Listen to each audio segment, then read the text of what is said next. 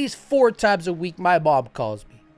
She called me right now. I'll send her the voicemail because I'm talking to you right now. At least 4 times a week she calls me and she says, how could this party that's been so self-righteous for my entire life, they deem themselves the true Americans. We're the patriots. We're the only ones who care about the troops. We're the protectors of the children. Constitution in my front pocket. Don't step on snack. How could that party be so shamelessly valueless in this era when everything they told us they were prepping for against this government materialized? Not just right in front of their eyes, but on their very heads. And the best answer I have for my mom is to like and subscribe to this channel. Shameless. Honestly, if you're here, you end up liking this video, make sure you like and subscribe. I'm your host, MJ. The best answer I have for her is 35% of this country are functionally illiterate. And we're never equipped with the skills, the skill set to critically think. That's taught to everyone when they get to college. What does 35% of this country look like? That's 130 million adults who have low literacy skill. And B, that was A. A is basically like everyone's dumb, Mom. B is the future of world politics for the foreseeable future is populism. People that subscribe to this channel are usually versed in these terms, but I'll give a quick refresher of what populism is. Populism has been deemed democracy's shadow, an ever-present dark twin lurking behind legitimate rule. This is my favorite definition right here. Populism is a thin-centered ideology that splits society into 2 hostile camps: the pure people versus the corrupt elite, and demands that politics becomes the unfettered will of the people. That's from Cass Muda. Muda, his hobby is Moida. South of the Boida, he's wanted for Moida. He's not wanted for Moida. He's a great political scientist. Populism is democracy's shadow. Margaret Canavan. Margaret, can I van with you down to the river? No, you cannot. But you can use my quote in your episode. Every man a king, but no one wears a crown. Huey Long, 1934. Wonder what was going on in 1934 to have them look into the effects of populism. Populists claim that they and they alone represent the people. Jan Werner Mueller. Populism is agnostic, right? It's homeless. Or for some of my more sensitive viewers out there, so you don't have to comment, it's unhoused at the current time. Populism tells you to trust no one except the loudmouth. The loudmouth who constantly keeps telling you to trust no one but him. It's more like a political style, I would say, than a strategy. It can latch onto a host. In this metaphor, the host is a political party. Populism is the drunk girl at spring break, politically promiscuous. It can hook up with the left, socialist-leaning movements. It can hook up with the right, nationalist, religious movements, or even wiggle its way into other mainstream parties along that spectrum. Populism itself has been around since, ancient Athens, the Roman Republic.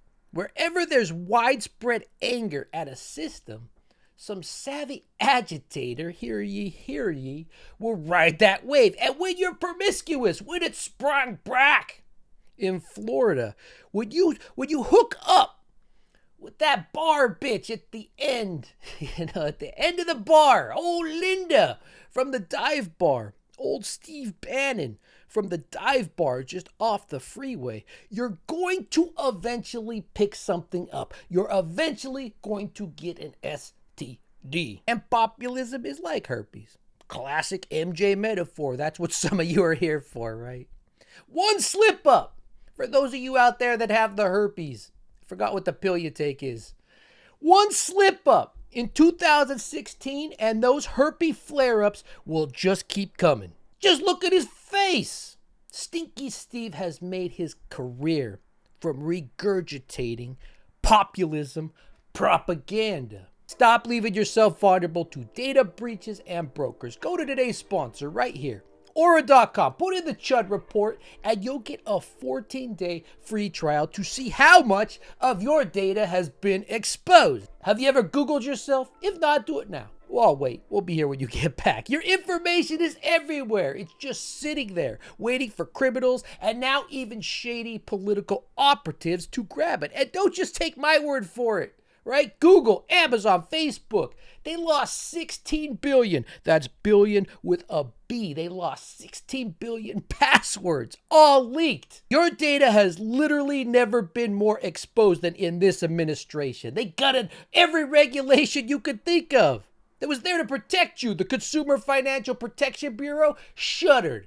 Agencies meant to defend your privacy hacked from the inside out. And if you're not an oligarch, if you're not raking in those billions, your problems simply don't matter to this administration. But the good news is there is someone who will watch your back. If you want someone who thinks your data problems matter, you need Aura today, right here. Come on, type it in. Aura monitors the dark web 24/7 and alerts me instantly when my personal information is exposed. I've had Aura since the beginning of the year, and this has happened more than a couple times to me. If someone tries to open a credit card or a bank account in my name, Aura notifies me right when it happens, not the next day, not in some buried email. They tell you right away. From outright malicious attacks to the constant scam calls, Aura has never been more crucial. They'll even hunt down these data brokers just like this, selling your information, and then they file opt-out requests for you, slashing off all these scams before they started. Every day I open Aura, and every day they show me more lists they've got me off of. And listen to this. This is the crazy part.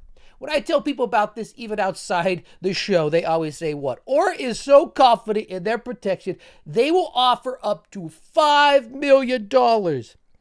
$5 million in identity theft insurance if the worst happens. And getting $5 million is not the worst that could happen. Give Aura just a couple weeks and you'll stop seeing your info plastered all over these sketchy sites, which means less spam, less risk, more peace of mind. Come on, right here. Go to my link, Aura.com. Make sure you say the Chud Report sent you. That way you're supporting your favorite content creator while getting 14 days for free. That will be enough time for Aura to find out if any of your personal data is exposed. All worried about Elmo. Elmo ain't worried about deficits of debt. He has no affinity to our policies at all. If you haven't gotten that, you're not paying attention. The whole Doge thing, this is why the fanboys, I hate to say you sounded stupid at the time, but you sounded stupid at the time. Just dumb. Don't understand how the world works. 100%, he wrote a $200 million check and he thought he bought the U.S. government. His whole Doge, the whole Doge fantasy was to get in here and get the data and the data sets for his artificial intelligence. That's why he had his XAI, was it bought... Is it bought Twitter? I don't know what he's got a short con, he's got a long con. The long con is Mars. He'll come up with another Mars and human human consciousness, right? Right? Neuralink, or he's going to make you like the Dalai Lama. That's the long con. I told you he was a bad guy from the beginning, and I told the president of these United States he was a bad guy from the beginning. And guess what? Bannon was right. Full stop. Full stop. Stinky Steve, in this instance, is right. And if it's your first time here, disclaimer, I do not believe in Steve Bannon's politics. I am not a nationalist. But this is about framing. Got the same frame that I needed, okay? Not talking to you right now, Grandpa. Please go back to sundowning. This is bigger than you. Populism is bigger than you. Right here, Andrew Breitbart. Politics is downstream from culture. He shat this out right before that cocaine blew up his tiny heart. And for Andrew's successor, the turd that shot out when his heart blew up, they pulled it out, cleaned it up. Well, they didn't really clean it up. Steve Bannon took this sentiment. In fact, most your right-wing podcasters who know what they're doing, they take this sentiment to heart. Politics is downstream from culture. Andrew Breitbart got famous during Obama, right? He called him a celebrity president. Could you imagine if we had one of those? Wonder if we had a reality TV president. They tried to pin being a populist onto Obama, but he never really was because he never really leaned into that narrative. of the evil elites versus the pure-hearted people. And honest to God, Obama would have had a better case for leaning into it than someone like Trump. And in 2016, I worked on both Obama campaigns locally in the state. It felt like the reasons Obama was elected was change. He kept saying change. And what was he going to change? A corrupt elite system. He was a political outsider. This was forgotten by the Democratic Party and completely realized by Bannon in 2016, right? There's nothing change or anti-elite by the Democrats to run a Clinton again. Obama's entire presidency was supposed to be moving on from this into this new era, right? And it was the same thing for the Republicans. Run a jab Bush. And every once in a while, I'll catch a Bulwark episode. I'll watch it. But it's always funny to me when this guy right here, Tim, scolds the Democrats on how to win. When this guy right here came up with this, Jeb, with an exclamation point. This will surely beat Donald Trump. You see what I'm saying?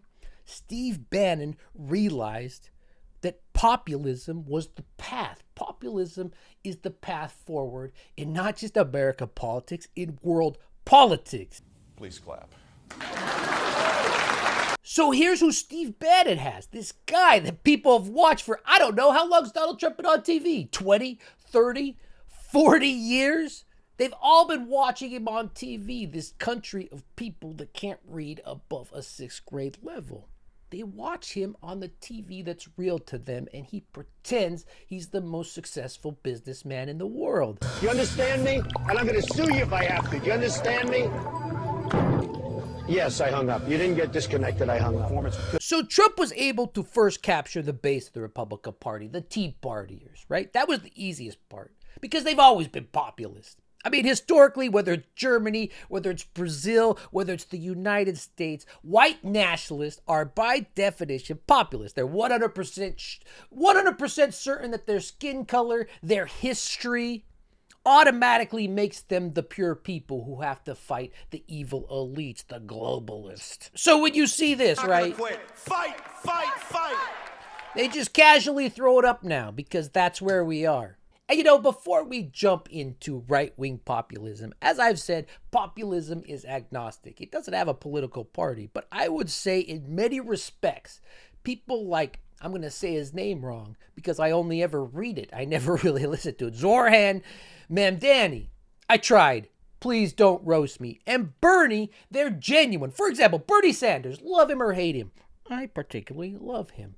Use populist language about 99% of the time. It's us versus the billionaires, right? He identifies the people as the working class and the elite as, Wall Street, big pharma, and billionaires. To me, I know populism's agnostic, but to me that makes a lot more sense than electing a New York billionaire who got all his money from his family. And the same goes for Zoran right here.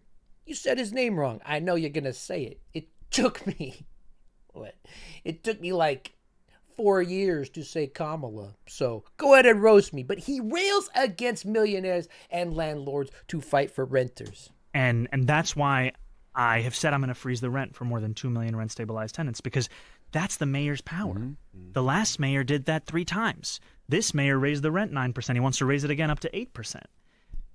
We have these tools. It's just a question of, do we want to do this? And I know why politicians don't, because there's a lot of pressure. I'm the candidate running to freeze the rent. Cuomo's the candidate running to raise the rent. That's why the landlords of those same units just gave Cuomo $2.5 million. The same landlords that say they don't have enough money to be able to freeze the rent just found $2.5 million to give it to him. The single largest check in this entire race. But it helps let people know that's what's on the ballot. It's straightforward. It's, do you want your rent to be the same, or do you want it to raise? This speaks more to me about what he's talking about. Tenants versus evil slumlords. Everyone can relate to that. Insurance companies versus patients, right? The Republican Party, the Republican Christian Party versus pregnant 13-year-old girls. Elites versus pure people. I don't know. I'm not saying. I'm saying it's agnostic, okay?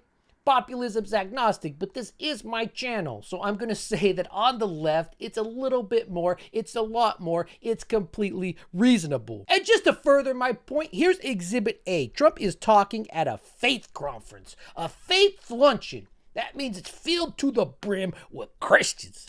The Democrat has far fewer. They're grandstanders, but the one thing about them, they have bad policy. They're evil people in many ways, but they stick together. They are evil people. He's talking about all Democrats. We just watched Zoran tell you specifically who the elites are. Trump is painting everybody as evil, right?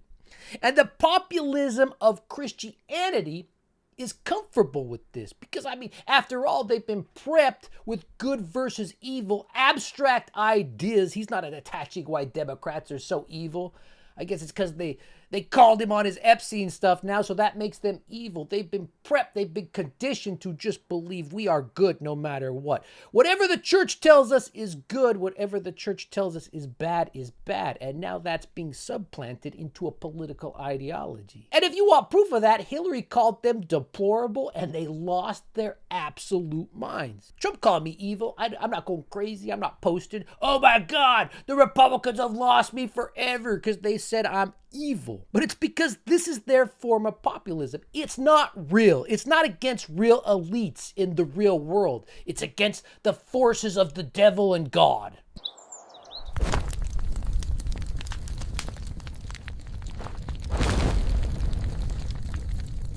And in this made-up world, they're the saviors. We go to church, we're the saviors. We're the angels. Every day we're fighting against the forces of evil. And Trump is our instrument. You understand? It's a totally different kind of populism from the left to the right. So now Bannon has this celebrity running for president. The right have this celebrity running for president. Trump was the perfect Trojan horse for this populist moment. It was in the air in 2016. I mean, the only people that say they couldn't understand it was maybe Hillary's team. It was in the air. So you get this gift, a gift from reality hell. Oh my God, you did not just say that. You're fired. So people like Bannon were able to recognize that they have this celebrity running as president, right?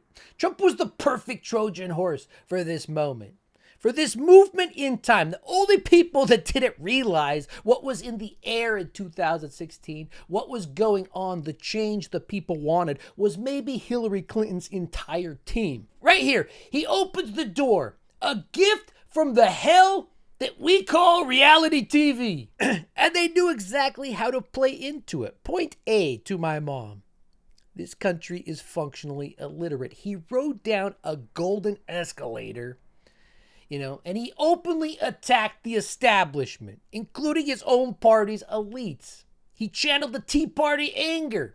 Remember when he yelled out, "Drain the swamp"? Haven't heard that recently. And he added his own villains. The immigrants, build the wall, globalists, bankers, China, the media, and Hillary Clinton, lock her up. He came down and just served up a buffet of populist talking points, of unaddressed frustrations in this country. Date them back, I don't even know how long. And 35% of the country ate it up, right? And oh boy, did he ever deliver. Build the wall chants the first time around, lock her up. He turned rallies into WWE events, right? Prep rallies. The Republican establishment, in the beginning, I don't know if some of you remember, but in 2016, 2017, they used to be like, oh, no. They tried to stave off from it. They tried to resist it. But the beast of pure id steamrolled their wink, their dog whistle Republican Party, where they pretend, they're all Paul Ryan policy wonks who care about the deficit. Trump essentially hijacked the GOP base by speaking to them in primal, grievance-filled terms. And once again, Bernie was doing the same thing in 2016, but he wasn't trying to scapegoat, immigrants to this country. He was talking very real about what was going on. But by 2016, the so-called Party of Family Values, they really did used to call themselves that. And the hawkish foreign policy, they transformed into a cult of personality. obsessed with one thing, owning the libs. Trump took all their frustration, all their anger at the system, a lot of it righteous, a lot of it not righteous, and he directed it exactly towards another political party instead of the system he was part of. You know, the cruelty eventually did not become the deal breaker for the Republicans. It eventually became the point at which they got onto the train. Corresponding this rise in populism, corresponding this rise in MAGA, something other terrible was happening, right? You had the Joe Rogan School of Comedy. Now, instead of George Carlin's sharp satire of society, Richard Pryor's unflinching truths about race and class, we get a wave of anti-woke bro comics. As someone who loves Carlin, as someone who, my absolute favorite, it's just so pathetic to watch. But all these bro comics discovered that the quickest way to get clicks and fan loyalty was to be a part of, was to parrot these populist talking points, right? These grievances that Trump had already built up. To that point, like there'll be people that like they'll DM me and be like, you see what your boy's doing? You voted for this. I'm like, I voted for none of this. He's doing the exact opposite of everything I voted for. Yeah. I want him to stop the wars. He's funding them. I want him to shrink spending, reduce the budget. He's increasing it. It's like everything that he said he's going to do, except sending immigrants back. And now he's even flip-flopped on that, which I kind of like. But he's like, oh, well, we kind of need the people working in restaurants, and we need our farmers. It's like everything that he said that he was going to do that he campaigned really hard on. Exactly that. What this mustache is describing is populism. But if we just go a little while back, he gave very different reasons for supporting Trump. Much.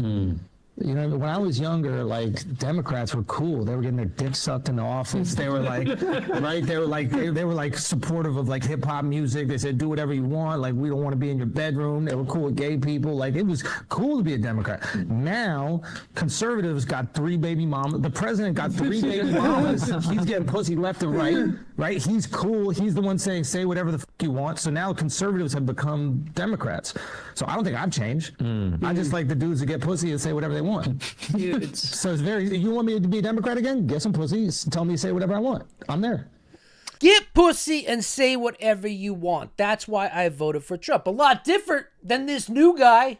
And this is my major problem with opening up a rich history of political comedians and political satire, right? To these bros that Joe Rogan just squirted out of his ass. Carlin, Pryor, Hicks, Chappelle, and even, people that fell off hard. Fell off really hard. Bill Maher, Dennis Miller. At least they had a point of view, whether you agreed with it or not. And honestly, the only point of view Bill Maher has now is some property dispute about where he built a shed in Beverly Hills, right? So maybe we'll cut him out of it. My point is, as the times change, Carlin, Pryor, Hicks, they never lost that point of view. They never jumped on some train because it was popular at the time, right? Guys like Schulz benefit from this Rogan effect. They position themselves. Their only allure is that they're politically incorrect truth tellers, which attracts a very certain kind of audience, right? But often their truths, most of the time, these truths are just repackaged right-wing populism, minus any coherent ideology. It's grievances and fart jokes, literally. Sometimes just fart jokes. Right? Get it? Schulz, for instance, knows that a chunk of online fans, all you have to do to be deemed a genius is bash wokeness every day. That's all it's been since 2016, right? Then affirm the right, the insecure white males, affirm their persecution complex, and maybe joke about sex or bodily functions. Throw in a fart joke at the end, right? This is the lowest common denominator of populist pandering. Populist pandering. There, it's harder to say than you think. And the truth is, Schultz's ceiling is, dude got blown. Ha ha, Trump got blown. Democrats can't get blown. That's awesome. That's all I need to elect him. That's his ceiling. I'm 12 And this joke resonates with me, Andrew Schulz, but his instinct to lean into the right victim complex with populism as an excuse is why he worked. It's why it works. Before he believed Trump was going to fix the deficit, a guy who went bankrupt 4 times. Before that excuse he made up on that day, his thing was that the elites were just trying to stop him from talking about how he got blown, which I've never stopped anybody from one of those stories. I have plenty of those stories on my own. He's just like all of you. He was fooled by Trump, even though at every rally they had these signs. What did he think they meant? If those kids could read in there, they would be really upset. Project 2025. How many times on this channel did we talk about Project 2025? How many times did everybody talk about it? All it took for them to think Trump wouldn't do anything, all these people that make up his administration writing every section of Project 2025, all they said was, oh, Trump said he's not going to do it. So there you go. Suck it. Suck it. He's not going to do Project 2025. So back to blowjob jokes. Trump was literally flying in Epstein's jet during the campaign. Another amazing comedian of his time, Theo Von. I think he was on Road Rules. Maybe he's on Road Rules with the guy who's running NASA now. His entire shtick, this guy's entire shtick is that he's too dumb to understand anything. So then these politicians, Trump, J.D. Vance, all these people on the right go on his channel because he's too dumb to interview them. What is this? I'm just, in my mind, I'm thinking of a political channel where Carlin could have done this, where he could have sat down. You think any politician, left, right, or center would have gone on? I bet Bernie would have went on, but that's about it. I came on a girl once and then lied about it, made her, then I got so scared I left out of my own window in my room. I was too embarrassed to walk through my own house. It was a party at my house. And I just left, bro. And there's all these people just driving silently up and down the street, singing in their cars. And I'm like, this is a crazy world. This is a crazy world, man. I'm 12, and this is hilarious. Again, perfectly good jokes for this genre, but that genre is just not going to get the same clicks as if you buy into this political populism that's going on, right? I mean, I saw this dude tearing up once over Palestine, and then he platformed Netanyahu's best friend. The pipeline is perfectly clear. Online platforms plus anti-establishment posturing plus a few cum jokes. And you will get a populist movement without any real policy, without anything really happening. What did Schulz say? This is not what I voted for. It is exactly what you voted for. And what this is doing is priming an entire generation to see politics not as informed debate, but as a series of owns and tribal victories. I mean, CNN, right? They have this show with the black lady every night. And it's basically just Jerry Springer. You don't tune in to learn anything. You don't tune in to learn any new facts, any new theory, anything about what the world's going on. You tune in to see who owns who better. Fox does the same thing, but it takes like 4 or 5 of them and then one lady, Jessica. She's the only one on the thing. So they do the same thing, but they need 4 or 5 Republican brains mashed together to go against one. That tracks. And who else was Theo Von's guest? Everybody in politics has a vice that's much worse than alcoholism, is the way that I put it. But we release the list. Seriously, Never. We need to release the Epstein list. That is an important thing. He went on there. He said, we need to release the Epstein list. Now, we don't need to go over. We did episodes. Everybody's did episodes. We know what's happened, right? Took the Republicans literally, quite literally, covering up an entire human trafficking operation that Trump and his friends were all a part of, being blackmailed by, and they covered it up in the sloppiest way possible. This is what it took to reach those 35%. It's taken this mess for some of them. And I want to emphasize, Cat Turd's writing this one down. Maybe he thinks they'll throw him a child. Ugh. Dark. It's taken this mess for some of them to actually start considering if they are in fact the pure people. Because they sure, this 35% that can't read, I hate to tell it to you, Scooter, you're not the elite.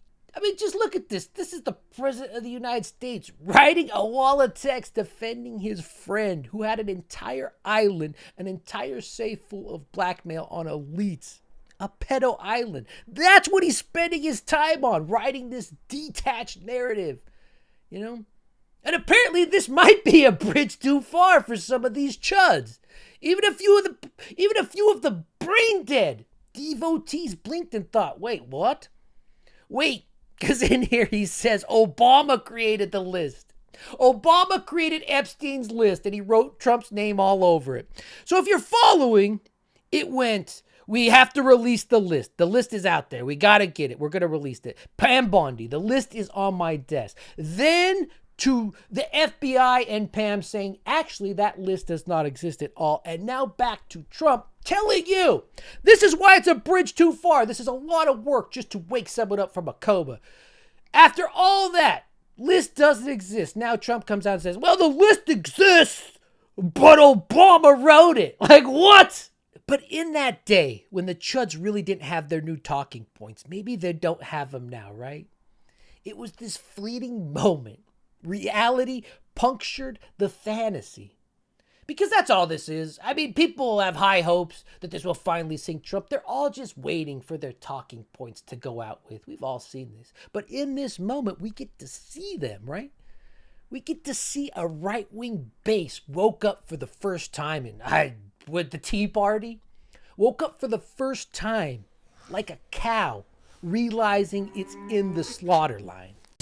I'm done talking about Epstein for the time being. I'm going to trust my friends in the administration. I'm going to trust my friends in the government to do what needs to be done, solve it, balls in their hands. I've said plenty this last weekend. And as an aside, just one more thing that's not talked about enough. When you are being accused of being a pedo, why would you open that tweet with boys and gals, you creeper? Since September 11th, probably before then, Republicans have seen themselves as this kind of white knights, right?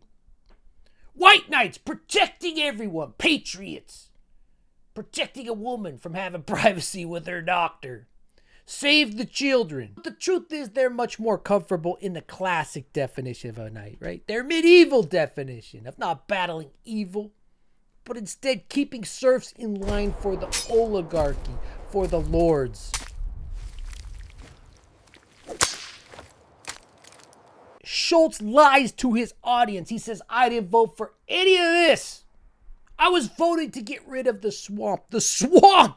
The Koch's Project 2025. The Federalist Society choosing I repeat, every single Republican judge on that bench. The FBI. The FBI is giving purity tests.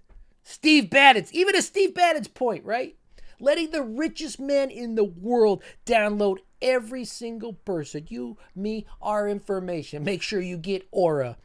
All while taking over $20 billion in tax money. Steve Bannon, in this one instance, is right. Andrew Schulz hangs himself on that cross. He says, I was voting against the elite news media. Except, the channel with the highest ratings in the world, Fox News. Except Joe Rogan, who made me.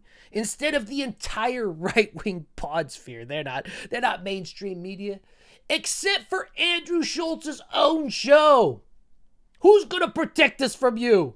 They'd love to say Trump is battling globalist economic elites by putting tariffs on islands that are filled with just chickens. But in reality, his whole administration is filled to the brim with Wall Street veterans, CEOs, bankers, now all the tech bro billionaires. Andrew Schulz was just using his humor to help drain the swamp, right?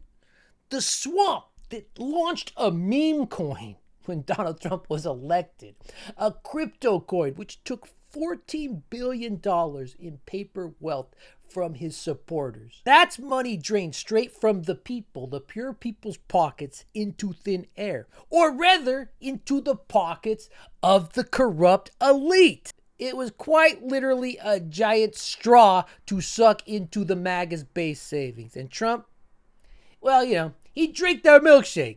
I drink your milkshake. And the best part is he took $14 billion straight out of the pocket of the same people that cried about eggs being $9 for 1 week. And I could go on and on.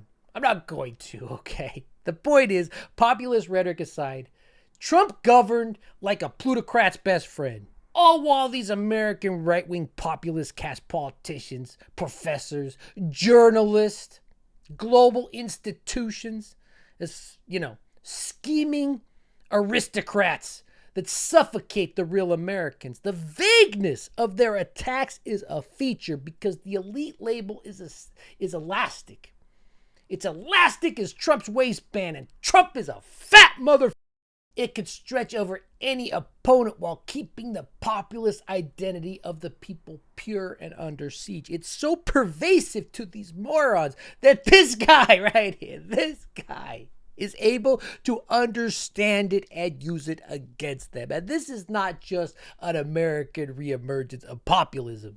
This Ipsos survey shows over 50% across 28 countries say that society is broken. And if you go further in that poll, you can see how right-wing extremists exploit that number, even in European countries, right? The poll didn't have any questions for America, but I imagine the Republican Party, MAGA, the right wing, all synonyms, would be about 99% of this. And if you can't read that question, it's when jobs are scarce, employers should prioritize hiring people of this country over immigrants. You know, the American right wing would be 99% with a 1% error rate. And if you are able to sit down and listen to them, maybe after a Xanax, maybe after 5 Xanaxes, the fear and dread most people feel when you talk to them long enough, especially the chuds, is that fear and dread that comes with living in late stage capitalism. But people today are way too confident in their own brains, right? So they can't really sit down and learn what they're complaining about. So 95% of their information they get off memes. And then the memes tell them it's all the Democrats' fault. And what better example for this episode than a nugget delivered straight out of Prager's butthole? Look at this. Did you know Nazi stands for National Socialism? Actually, Prager, I did know that because I've read a history book. I imagine you read the same book, but then after you read that line, you just stopped on the first page. Yes, it's true. Nazi was short for National Socialist German Workers' Party. But PragerU conveniently omits the Nazis literally murdered the socialists in their ranks and aligned themselves with the capitalists within the first year. You see, the playbook we're watching unfold isn't new. It's not even American. It's 1920s Germany, right? There was a genuine populist movement brewing back then. Workers were getting screwed by the elites. The economy was in shambles, and people were rightfully pissed off. Does any of this sound familiar? But likewise, an old-fashioned term that we use, groceries. I used it in the campaign. It's such an old-fashioned term, but a beautiful term, groceries. It sort of says a bag with different things in it. Groceries went through the roof. Groceries. And I campaigned on that. I talked about the word groceries Just for a lot. And something I find while talking to people, they think that the National Socialist German Workers' Party started as the cartoon villains we know them as today. They started the same way Bannon and Trump started. They started by hijacking a legitimate populist anger. They took real grievances about economic equality, about corrupt politicians, about a rigged system, and they redirected all that rage towards scapegoats, towards Mexicans, right? It's not the billionaires screwing you over, they said. It's the Jews, it's the immigrants, the intellectuals, the globalists. The socialist bit was a marketing ploy. Any chud that made it this far, if you ever read that again and you actually thought that this party right here, the Nazi party, were socialist, now at least you can say one person told you the truth. It was a marketing ploy. It was a way to attract the German working class in the chaotic years after World War I. All right, it's this. Just give him a hat. Just give him a coal miner hat. Now you're a coal miner. I'll put it on.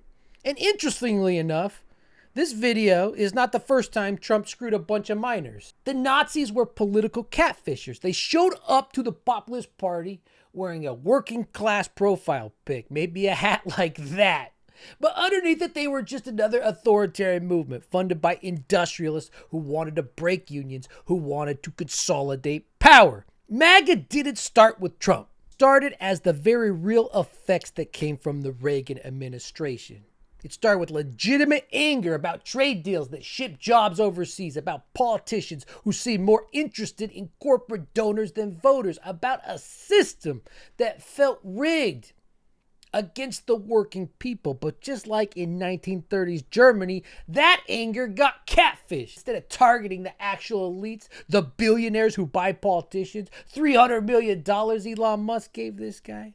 Peter Thiel walked in, said, I'll give you $20 million if you make JD your VP. Where's that at? The corporations that dodge taxes. No, we have to go $4 trillion in debt just to cover them. The hedge funds that crashed the economy, it got redirected towards teachers, journalists, scientists, and anyone who disagrees with the narrative. Am I talking about the Nazis or am I talking about Trump? The answer is yes. The pure people in Germany thought they were taking back their country too. They thought they were draining the swamp too. They thought they were fighting the elites. And the scariest part isn't that all Trump supporters are Nazis. I would say most of them aren't. Maybe 50% of them aren't. Maybe 25% of them aren't. I don't know. The scariest part is that they're following the exact same playbook without realizing it, right?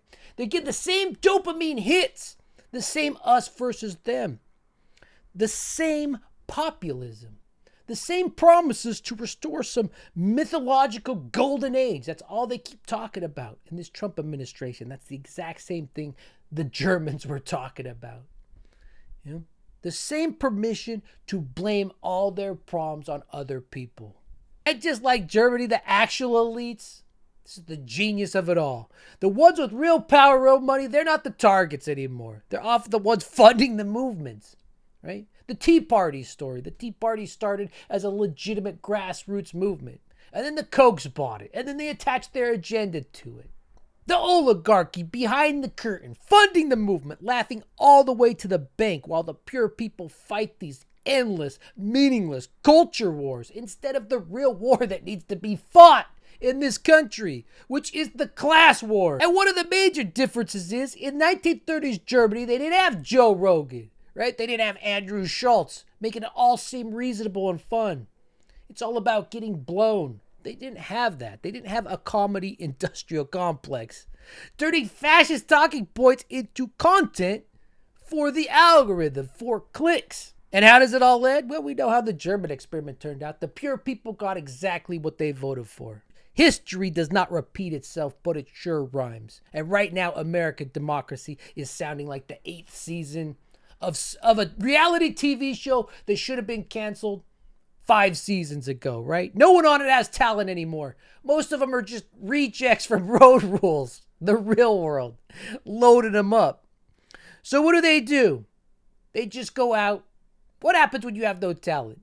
You just go out and you celebrate how stupid you are. So the question isn't, are we smart enough to avoid repeating history? That's not the question anymore. The real question is, are we smart enough to realize that we're actually repeating it right now? And spoiler alert, the track record is not looking good. The Chud Report. Trump is the new Adolf.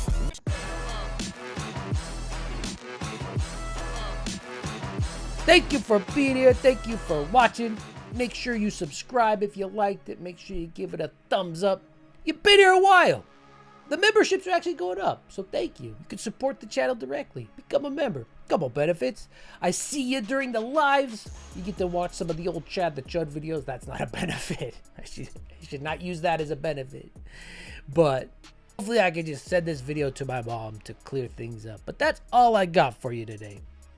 You know, longer episodes like this, where we kind of get into it, get a little dirty, they are made possible by sponsors like Aura. So honestly, give them a shot. And I'll see you next time. The Chud Report.